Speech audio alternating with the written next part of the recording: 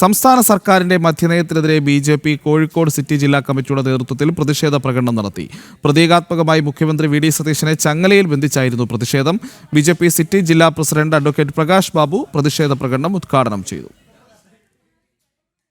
വീര്യം കുറഞ്ഞ മദ്യത്തിന്റെ നികുതി കുറച്ച സംസ്ഥാന സർക്കാർ നയത്തിനെതിരെയായിരുന്നു യുവമോർച്ചയുടെ പ്രതിഷേധം.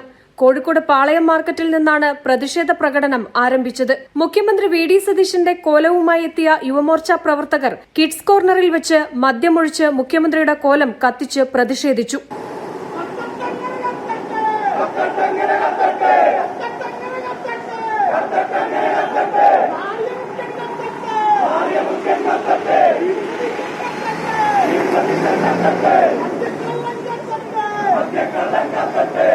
ബി.ജെ.പി. സിറ്റി ജില്ലാ പ്രസിഡന്റ് അഡ്വക്കേറ്റ് പ്രകാശ് ബാബു പ്രതിഷേധ പ്രകടനം ഉദ്ഘാടനം ചെയ്തു. കേരളത്തിന്റെ പൊതുസമൂഹം വലിയ സമരത്തിന് നേതൃത്വം കൊടുത്തിട്ടുള്ളത് മദ്യവുമായി ബന്ധപ്പെട്ടിട്ടുള്ള വിഷയങ്ങൾക്കാണ്.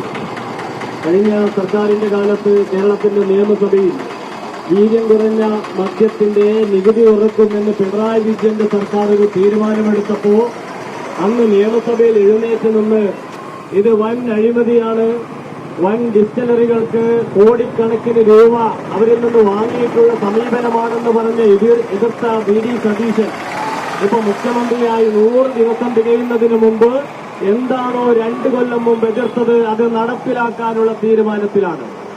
അങ്ങനെയാണെങ്കിൽ കല്ലുവാളിക്കനെ കള്ള് കച്ചവടക്കാരൻ മണിച്ചനും സതീശനും തമ്മിൽ എന്താ വ്യത്യാസം? മദ്യത്തിന്റെ കാര്യത്തിൽ മണിച്ചനും സതീശനും തമ്മിൽ ഒരു വ്യത്യാസവുമില്ല എന്ന് തന്നെയാണ്. മദ്യനയത്തിൽ സംസ്ഥാന സർക്കാർ നിലപാട് തിരുത്തിയില്ലെങ്കിൽ മദ്യശാലകൾക്ക് മുന്നിൽ വരും ദിവസങ്ങളിൽ കടുത്ത പ്രതിഷേധ പ്രകടനങ്ങൾ നടത്താനാണ് ബി.ജെ.പിയുടെ നീക്കം. ജനം, കോഴിക്കോട്.